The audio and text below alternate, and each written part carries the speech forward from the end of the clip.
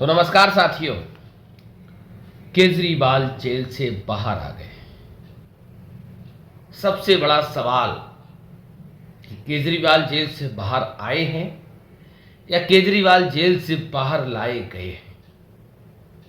ये बात मैं ऐसे ही नहीं कह रहा हूं।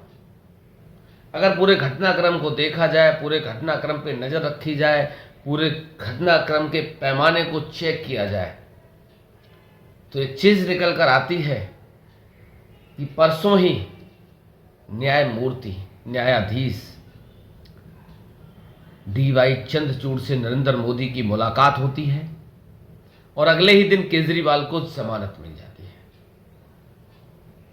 ये कोई छोटी घटना नहीं है, ये कोई छोटी बात नहीं है कि एक दिन पहले नरेंद्र मोदी की और चंद्रचूड़ की मुलाकात हुई और अगले दिन जमानत का आदेश हो गया। हरियाणा का चुनाव है, जम्मू कश्मीर का चुनाव है। आम आदमी पार्टी की अगर बात करूं तो जम्मू कश्मीर में हो सकता वो ज़्यादा असर न डालती हो, लेकिन दिल्ली से लगे हुए हरियाणा जैसे राज्य में आम आदमी पार्टी की जड़ें काफ़ी हद तक मजबूत हुई हैं। और जिस तरीके से गुजरात का चुनाव हुआ था, गुजरात के चुनाव में एक तरफा कांग्रेस की जीत नजर आ रही थी और कांग्रेस पार्टी एक तरफा सरकार बनाने जा रही थी, लेकिन आम आदमी पार्टी ने वहां चुनाव लड़कर, वहां पे पूरे जोर शोर से चुनाव लड़कर वहां के विधानसभा चुनाव को एक नया मोड़ दे दिया था और भारतीय जनता पार्टी ने फिर जीत हासिल करी थी। हरियाणा चुनाव की मैं बात करूं, हरियाणा चुनाव में जब इंडिया का गठबंधन है, सारी पार्टियों ने लोकसभा चुनाव एक साथ लड़ा, दिल्ली में गठबंधन रहा, 4 सीटों पे आम आदमी पार्टी लड़ी, 3 सीटों पे कांग्रेस चुनाव लड़ी। उसके बावजूद उसके लगे हुए राज्य में अगर गठबंधन नहीं हुआ तो इसके कई मायने हो सकते हैं।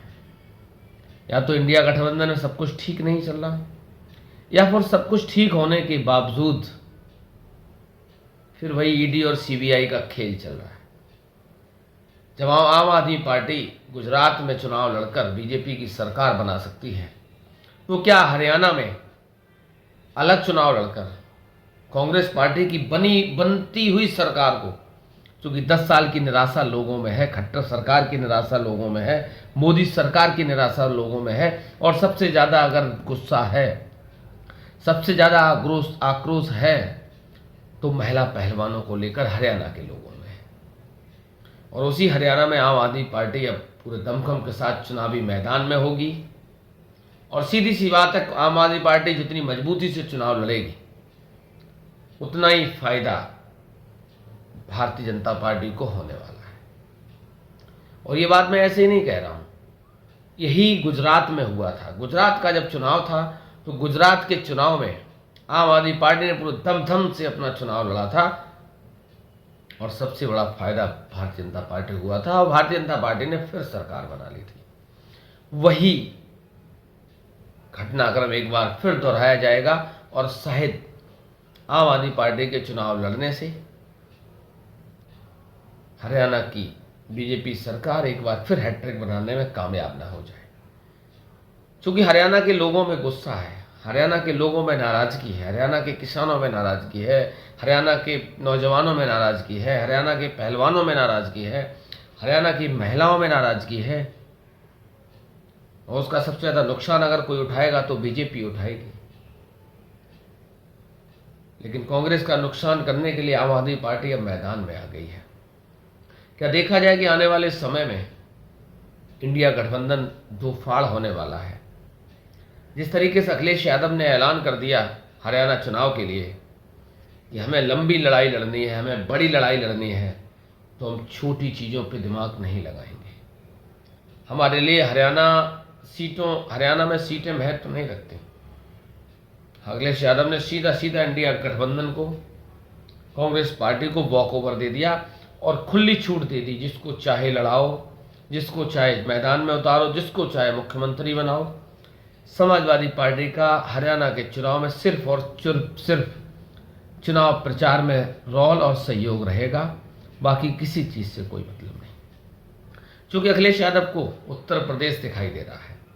अखिलेश यादव उत्तर प्रदेश में अपनी जमीन तलाश रहे हैं, मुख्य विपक्ष की भूमिका में है। 10 साल का वनवास अखिलेश यादव झेल चुके हैं। वो अब कतई नहीं चाहते कि किसी भी तरीके से हमें और अब उत्तर प्रदेश में हमारी पार्टी को वनवास झेलना पड़े। क्योंकि 10 साल के वनवास के बाद कार्यकर्ताओं में निराशा बढ़ जाती है, पार्टी के नेताओं में निराशा बढ़ जाती है, यहाँ तक कि पार्टी का मुखिया भी कहीं ना कहीं अपने आप को कमजोर महसूस करता है। 2024 का लोकसभा चुनाव अखिलेश यादव के लिए संजीवनी लेकर आया है और उसने 37 सीटें समाजवादी पार्टी को इतिहास में पहली बार जिताई हैं। अगर पूरे गठबंधन की बात करूं तो 43 सीटें इंडिया गठबंधन उत्तर प्रदेश में जीता है। अगर जयंत चौधरी, अनुप्रिया पटेल, ओम प्रकाश राजभर जैसे छोटे छोटे दल और साथ होते, सबको छोड़ दो, अगर मायावती साथ होती तो एक एक सीट के लाले पड़ जाते वर्तमान की भाजपा सरकार को। लेकिन वो सारी चीज़ें संभव नहीं हो पाई। अब देखने वाली बात ये होगी कि आने वाले समय में किस तरीके का चुनाव परिणाम हरियाणा में और जम्मू कश्मीर में रहने वाला है, क्योंकि उसके बाद 3 राज्यों में और चुनाव है। दिल्ली में चुनाव है, महाराष्ट्र में चुनाव है, मिजोरम में चुनाव है। तो देखने वाली बात ये होगी कि आने वाले समय में महाराष्ट्र और दिल्ली में क्या इंडिया गठबंधन रह पाएगा या फिर फूट फूट कर अलग हो जाएगा और अपनी अपनी महत्वाकांक्षाओं की वजह से ये गठबंधन यहीं समाप्त हो जाएगा। तो आप लोग लगातार मेरे साथ बने रहिए। 2 राज्यों का चुनाव है और दिल्ली के चुनाव में मैं रहूंगा और एक एक पल की अपडेट से आप लोगों को रूबरू कराने का पूरा प्रयास करूंगा। तो आप सभी साथियों का बहुत बहुत स्वागत, सभी दर्शकों का बहुत बहुत धन्यवाद। चैनल को सब्सक्राइब कर लीजिए सब लोग, जिससे कि आसानी से हमारी वीडियो आप तक पहुंच जाया करे। तो बहुत बहुत धन्यवाद।